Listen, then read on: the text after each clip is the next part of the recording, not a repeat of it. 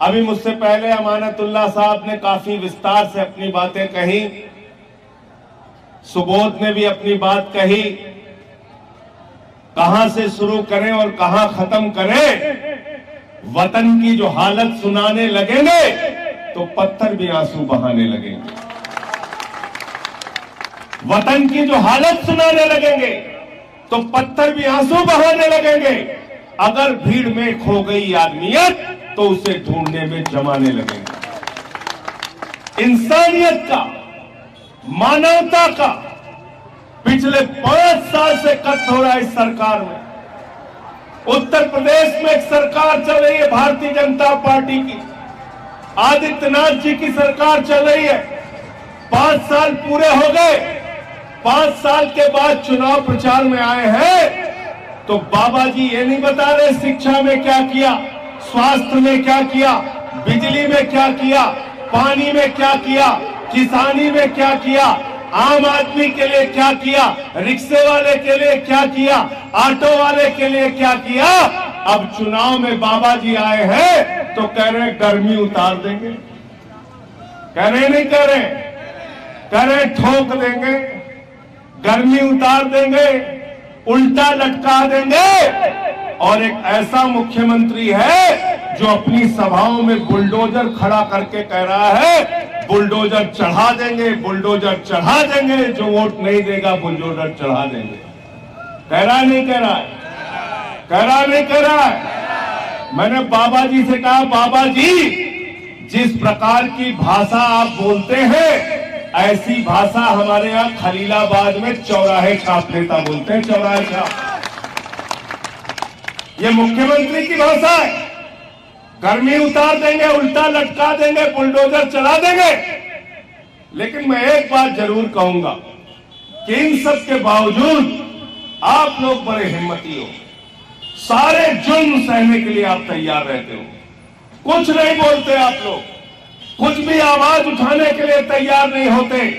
मैं आज आपसे ये कहने के लिए आया हूं और आपसे सवाल भी करने के लिए आया हूं, इतने जुल्म, इतनी जाति, इतनी गुंडागर्दी पिछले 5 साल तक जिस विधायक ने आपके ऊपर की, आपका मदरसा तोड़वा दिया, आपकी कब्रिस्तान की जमीन कब्जा कर ली, आपके मस्जिदों के ऊपर हमला करवाया, हिंदू मुसलमान ने नफरत पैदा की, ऐसे आदमी को समाजवादी पार्टी ने टिकट दे दिया। आप उसको भी वोट देने के लिए तैयार, आप उसको भी वोट दे रहे हो। आपको जरा सा भी गुस्सा नहीं आता, नाराजगी नहीं होती?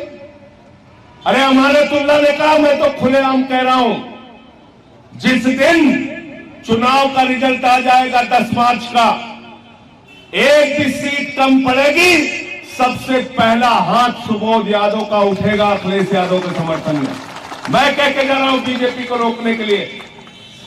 तो आप मुझे बताइए, मैं 3 दिन से यहां पर हूं, जिससे बात करो भालचंद यादव, जिससे बात करो भालचंद यादव, जिससे बात करो, कोई कहता है जेब से पैसा निकालते थे दे देते थे, कोई कहता है हमारे यहां एक मंदिर के बगल में मस्जिद का मामला था, सीना तान के खड़े हो गए, कोई कहता है कि यादव दरोगा था, उसने मुसलमानों पर जाति की, उस दरोगा के खिलाफ आकर आंदोलन किया, थाने का घेराव किया। कोई कहता है ईद का त्योहार हो भालचंद यादव, बकरीद का त्योहार हो भालचंद यादव, मुसलमानों का काम हो भालचंद यादव। सारे काम में जब भालचंद यादव, 100 करोड़ की सड़कें बननी हो इस इलाके में भालचंद यादव, तो जब सारे काम भालचंद यादव ने किया तो उनके बेटे को आप और आपके परिवार के लोग एक वोट नहीं दे सकते? नहीं दे सकते क्या?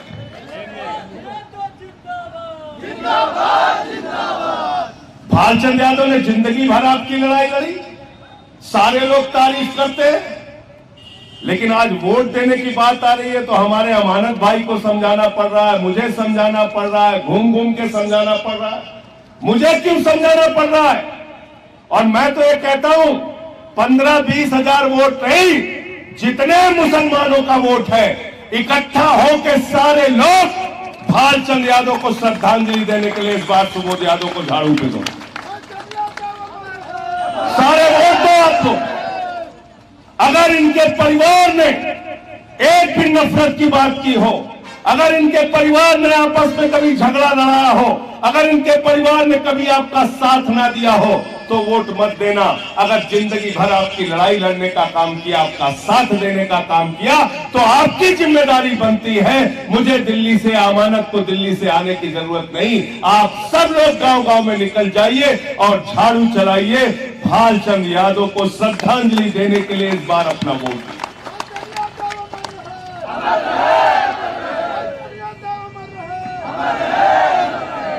मैं तो पिछले 3 दिन से यहां पर हूं और आपको बताऊं मैं किस लिए हूं। मैं भी किसी मां का बेटा हूं और मैंने देखा मंच पे जब केजरीवाल जी बोल रहे थे, इनकी मां वहां पर आई और उन्होंने आंचल फैला के लोगों से वोट मांगा। आंचल फैला के उस बहादुर शख्स की पत्नी, उस बहादुर बेटे की मां आंचल फैला के आपसे आशीर्वाद और वोट मांग रही है, जिसने अपनी पूरी जिंदगी बहादुरी के साथ आपकी लड़ाई लड़ने का काम किया, जुर्म के खिलाफ आवाज उठाने का काम किया। इसके बाद भी हम वोट नहीं देना चाहते और कैसे कैसे लोगों को वोट देना चाहते हैं। खलीलाबाद में पिछले 3 दिन से हो यादवों के बीच में जाता हूं, चिल्ला चिल्ला के कह रहे हैं सुबोध यादव, सुबोध यादव, सुबोध यादव। प्रजापति के बीच में जा रहा हूं, सुबोध यादव। चौरसिया के बीच में जा रहा हूं, सुबोध यादव। कुर्मी के बीच में जा रहा हूं, सुबोध यादव। कोरी के बीच में जा रहा हूं, सुबोध यादव। और यहां तक कि व्यापारियों के साथ मैंने मीटिंग की, 150 से ज्यादा व्यापारी थे। उन्होंने कहा इस बार का वोट भालचंद्र यादव जी के श्रद्धांजलि के रूप में हम सुबोध यादव को, उनके बेटे को। और आप लोगों के बीच में जहां जहां जा रहा हूं, एक शख्स मुझे नहीं मिला सिमरियावा और इस पूरे इलाके में जिस किसी ने बुराई की हो, जिस किसी आदमी ने बुराई की हो। बस एक ही दिमाग में कंफ्यूजन रहता है, भाजपा को हराना है, भाजपा को हराना है। अरे तो जिसको सारे पिछड़ों का वोट, दलितों का वोट, व्यापारियों का वोट मिल रहा है, वो भाजपा को हरा रहा है। अपना वोट भी इनके साथ जोड़, अपना वोट इनके साथ जोड़ दीजिए। मैं आपको दावे के साथ कह रहा हूं, कम से कम 40-50 हजार वोट से चुनाव जीत के आएंगे 10 मार्च को जब हफ्ता खुलेगा। जिंदाबाद, जिंदाबाद, मुझसे खलीलाबाद में पत्रकारों ने पूछा, संजय सिंह जी खलीलाबाद में क्या हो रहा है? मैंने कहा खलीलाबाद में भारतीय जनता पार्टी के 2 प्रत्याशी लड़ रहे हैं। कहने लगे भाजपा के 2 प्रत्याशी, ये कैसे हो सकता है? मैंने कहा एक प्रत्याशी भारतीय जनता पार्टी ने अपने सिंबल से उतारा है और दूसरा प्रत्याशी भारतीय जनता पार्टी ने समाजवादी पार्टी के सिंबल से उतारा। दोनों प्रत्याशी भाजपा। और मैंने कहा तीसरा हाथी वाला, मैंने कहा हाथी वाले की चिंता मत करना। हाथी वाली बहन जी ने कहा है, मेरे भैया आदित्यनाथ, जिस दिन तुमको सरकार बनाने में कोई भी विधायक की कमी होगी, सबसे पहले हमारे पार्टी के विधायक तुम्हारे साथ खड़े होंगे। तुम्हारी बहन तुम्हारे साथ खड़ी है। गलत तो नहीं कह रहा हूं? किसी एक आदमी को अगर डाउट हो तो हाथ उठा के बता देना, पूरे सभा में एलानिया पूछ रहा हूं। अगर बीजेपी को विधायक की जरूरत पड़ेगी तो मायावती उनका साथ देंगी नहीं देंगी? हाथ उठा के बताओ, हाथ उठा के बताइए, देंगी नहीं देंगी? और कोई एक आदमी को अगर इस पे शक हो तो भी हाथ उठा दो कि नहीं देंगे। किसी को शक है? किसी को शक नहीं। तो एक भाजपा वाला, दूसरा सपा से भाजपा वाला, तीसरा हाथी के सूंड में कमल का फूल है कि नहीं है? तो बचता कौन है? बचता है वो शख्स जिसके पिता ने जिंदगी भर आपकी लड़ाई लड़ने का काम किया, ये जिला बलवाने का काम किया, ट्रेनें रुकवाने का काम किया, आपके लिए जो संघर्ष करता रहा, उस स्वर्गीय भालचंद्र यादव के बेटे सुबोध यादव वो सच समझते हैं आपके लिए। और आपके दिमाग में अभी सफाई दे रहे थे, अमानतुल्लाह साहब कह रहे थे कि हम भाजपा के खिलाफ हैं। आप मुझे बताओ, यहां जितने लोग पीछे तक मेरी आवाज सुन रहे हो, पिछले 4 साल से नरेंद्र मोदी और अमित शाह की आंख में आंख डाल के देश की संसद में भारतीय जनता पार्टी से लड़ाई लड़ रहा हूं कि नहीं लड़ रहा हूं, जरा बताओ मुझे। बताइए हमको। पिछले 2 साल से आदित्यनाथ के खिलाफ जब आवाज उठाने की कोई हिम्मत नहीं करता था, पिछले 2 साल से आदित्यनाथ से लड़ाई लड़ के 21 मुकदमे बाबा जी ने मेरे ऊपर लिखवाया, राष्ट्रद्रोह का मुकदमा मेरे ऊपर लिखवाया, पत्नी घर में थी, 70 पुलिस वालों को भेज के धमकाया, 150 पुलिस वालों के साथ मुझे सीतापुर में गिरफ्तार करवाया, मेरे पार्टी का दफ्तर बंद करवा दिया। इतनी जुल्म और जाति सहकर भी आपकी लड़ाई, आपकी आवाज उठाने का काम कर रहा हूं। इस बात में एक पैसे का भी शक अपने दिमाग में मत रखना कि भाजपा को रोकने के लिए हर हद तक लड़ाई लड़ने का काम करूंगा, और पहला हाथ विधायक बनने के बाद भाजपा की सरकार के खिलाफ सुबोध यादव का उठेगा। मैं आपको कह रहा हूं, ये आपको यकीन दिलाते जा रहा हूं। और अगर आप लोग हमें अकेला छोड़ देंगे तो वो तो खाने के लिए बैठे।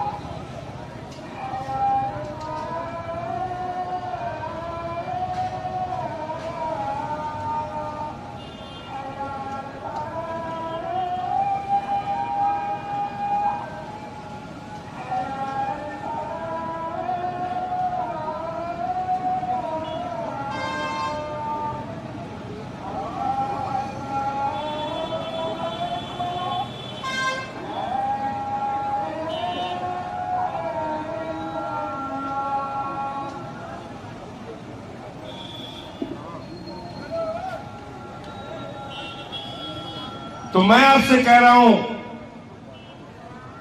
कि भारतीय जनता पार्टी को रोकने के लिए पहला हाथ सुबोध चंद्र यादव का उठेगा। और इतना यकीन और भरोसा रखना कि आपके लिए सुबोध चंद्र यादव हर वो काम करेंगे, हर वो लड़ाई लड़ेंगे जो आपके खिलाफ निगाह उठेगी, उसके खिलाफ ये खड़े होंगे। ये भरोसा आपको दिलाकर जा रहा हूं। और मैं आपको बताऊं, मैं हैरान हूं। मैं 25 साल हो गया मुझे राजनीति करते हुए, लेकिन मैंने आज तक ऐसा कोई नेता नहीं देखा, किसी ऐसे क्षेत्र में नहीं गया जहां 2, 4, 10 लोग अपने एमपी, अपने विधायक की बुराई ना करते हो। यहां तो जिससे मिलता हूं हर आदमी तारीफ करता है, हर आदमी तारीफ करता है। कोई कहता है ऐसे शख्स थे कि उनका गनर रोड एक्सीडेंट में खत्म हो गया। ये कोई छोटी घटना नहीं है, सुनिएगा इसको। रोड एक्सीडेंट में भालचंद्र यादव जी का गनर खत्म हो गया। भालचंद्र यादव जी ने उसकी बेटी का चेहरा देखा और कहा कि ये मेरी बेटी है, अपने बड़े बेटे से उस गनर की बेटी की शादी कराई। ऐसे नेता थे।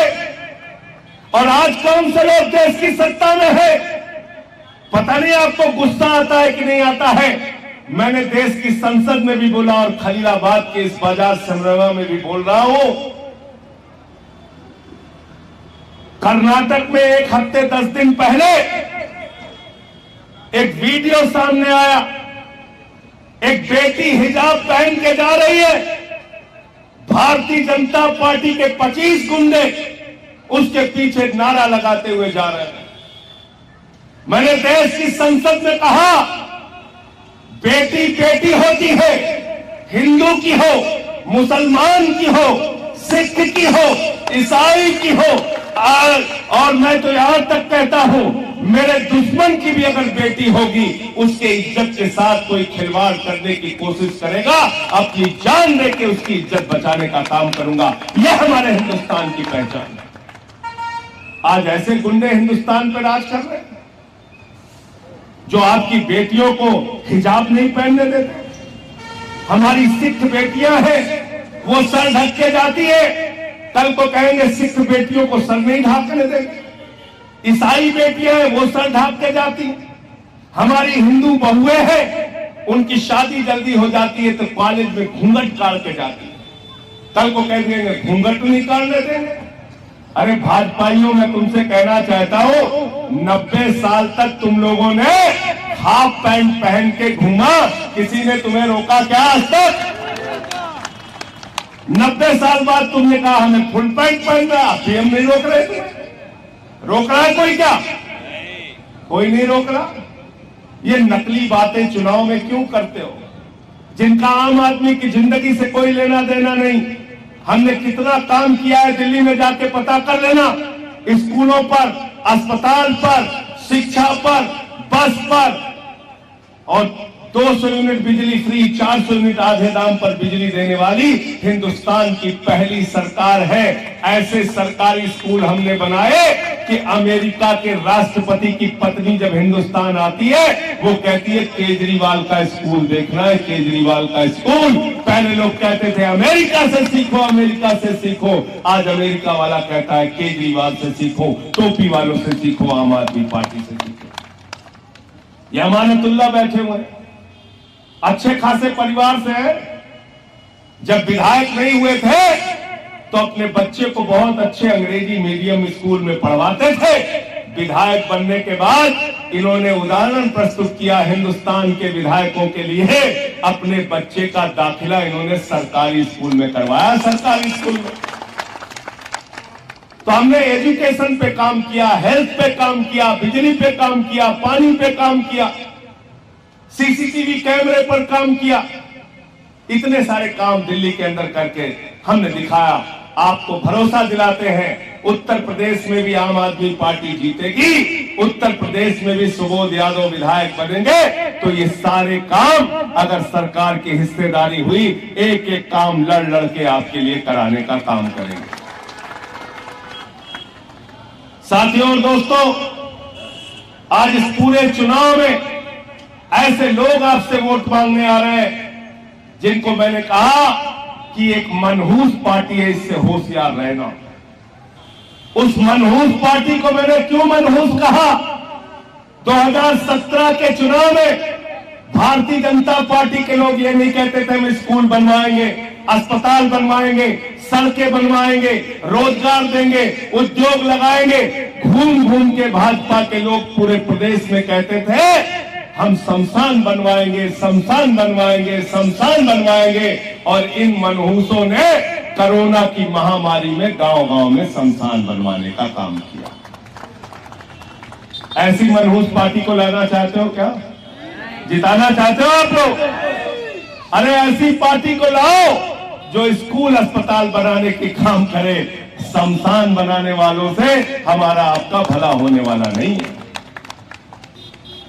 इस सरकार के इतने भ्रष्टाचार मैंने खोले,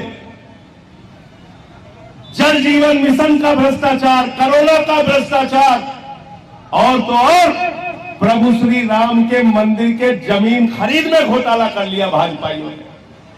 2 करोड़ की जमीन 5 मिनट में 18.5 करोड़ में बेच दी। मैंने भाजपाइयों के लिए नारा बनाया है कि सीता मैया दुखी है भाजपा के काम से और सारा पैसा खा गए मेरे पति के नाम से। और देखो ए दीवानों, ऐसा काम ना करो और राम का नाम बदनाम ना करो। आपको 2 वक्त की रोटी खाने को नहीं मिलती। भाजपाई गिट्टी खाते हैं, मिट्टी खाते हैं, सड़क खाते हैं, स्कूल खाते हैं, अस्पताल खाते हैं, अरे पूरा का पूरा उद्योग खा जाते हैं। इनसे सावधान हो जाओ। ये चंदा चोर लोग हैं।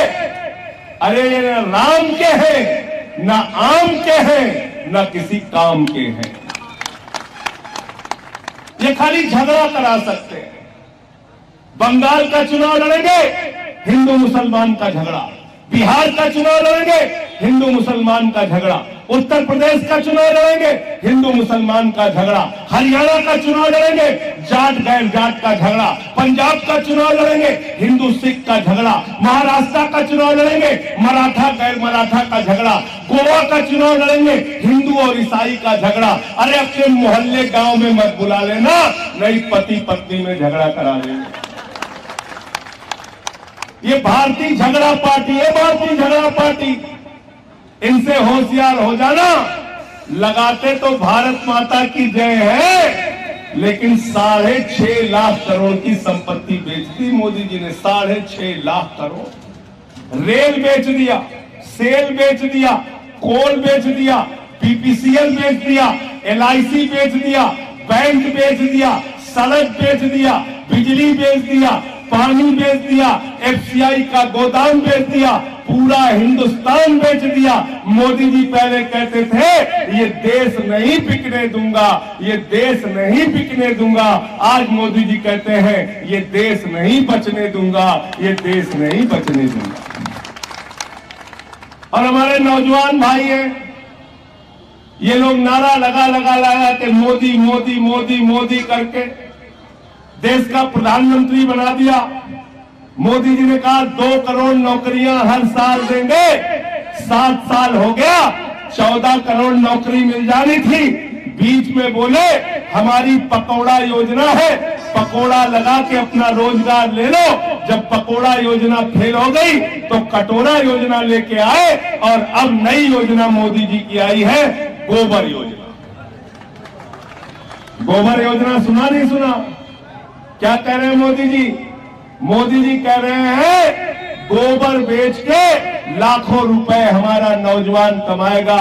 वाह मोदी जी, अमित शाह का बेटा जैसा क्रिकेट का टूर्नामेंट करा के करोड़ों कमाएगा और उत्तर प्रदेश का नौजवान गोबर बेचेगा, ये व्यवस्था नहीं चलेगी। अब की यूपी का नौजवान तुम्हारी जमानत जब्त करा के रोजगार कैसे लेना, इसकी व्यवस्था करेगा। हम गोबर नहीं बेचेंगे। गोबर बिकवा रहे हैं, अभी टीवी वाले चला रहे हैं। यूक्रेन रसिया के विवाद में सारे लोग इंतजार कर रहे हैं, जैसे ही मोदी जी घुसेंगे सारा समाधान हो जाएगा। कह रहे नहीं कह रहे? अरे आप छोड़ो, 5,000 छात्र फंसे हुए, 5,000 भारतीय फंसे हुए। 56 इंच का सीना है तो उन भारतीयों को हिंदुस्तान बुलाने की व्यवस्था करो। मोदी जी, झूठ बोलना बंद करो। ये झूठ बोलने की अगर प्रतियोगिता हो तो हमारे नरेंद्र मोदी जी को दुनिया में नंबर 1 का प्रधानमंत्री बन जाएंगे, नंबर 1। जितने कॉन्फिडेंस से भाजपाई झूठ बोलते हैं, इतने कॉन्फिडेंस से आप लोग सच भी नहीं बोल सकते। इसलिए आप लोगों से निवेदन और विनती करने के लिए आया हूं, अपने दिमाग में किसी भी प्रकार का शक मत रखना, किसी भी प्रकार का संदेह मत रखना, किसी भी प्रकार की दुविधा मत रखना। सुबोध यादव चुनाव जीत रहे हैं। पिछले 3-4 दिन से मैं लगातार यहां पर प्रचार कर रहा हूं। कल 1 तारीख को प्रचार खत्म होगा, कल शाम तक प्रचार में लगातार हम दोनों लोग रहेंगे। हम और अमानत गांव-गांव में जा रहे हैं, लोगों से मिल रहे हैं, हर तरफ इनको वोट पड़ रहा है। किसी संदेह में मत रहना, अभी से निकल जाओ। एकमात्र कैंडिडेट सुबोध यादव चुनाव जीत सकते हैं। समाजवादी पार्टी कतई चुनाव नहीं जीत रही, उनका सारा बेस वोट इनकी तरफ आ चुका है। इनको वोट दीजिए, इनको चुनाव जिताने का काम कीजिए और कम से कम एक बात कह रहा हूं, इसलिए जरूर जिता दीजिए। ये गाड़ी चली जाए तो मैं अपनी बात कह लूं। सुधा जी सामने आ जाओ आप। सुधा जी सामने आओ, प्लीज कम हियर। ये सुधा जी है, कहां से आई मालूम आपको? कहां से आई है? ये तमिलनाडु से आई है। आम आदमी पार्टी के नेता तमिलनाडु से, चेन्नई से आई है। मैंने इनसे पूछा क्यों आ गई आप? कहने लगी किसी ने अंग्रेजी में भालचंद्र यादव के बारे में लिखा था कि उनका इस कॉन्स्टिट्यूएंसी के लिए क्या योगदान है, इस निर्वाचन क्षेत्र के लिए क्या योगदान है। और आपकी स्पीच मैंने सुनी, इनको हिंदी नहीं आती, बड़ी मुश्किल से इन्होंने सुना समझा और फ्लाइट लेके लखनऊ आई और लखनऊ लेके भालचंद्र यादव के योगदान को देखकर इनके बेटे को जिताने के लिए, ये भाषा नहीं जानती आप, ये हिंदी नहीं जानती, लेकिन अपना भाव प्रकट करने के लिए। बताओ यार, चेन्नई से आदमी तुम्हारे लिए आ गया और तुम्हारे बीच में जो आदमी जिंदगी भर काम करता रहा, उसको भी अगर आप वोट नहीं दे सकते, उसके बेटे के लिए भी अगर 50 बार आपको समझाना पड़ेगा, मुझे लगता है अब जरूरत समझाने की नहीं है। और अमानत भाई से इजाजत चाहते हुए मैं ये बात कह रहा हूं, 15-20 हजार नहीं, 70,000 वोट पड़े तो उसमें 60,000 वोट सुबोध यादव को पड़ेगा। पढ़ना चाहिए नहीं पढ़ना चाहिए? हाथ उठा के बताइए, हाथ उठा के बताइए। बहुत बहुत शुक्रिया।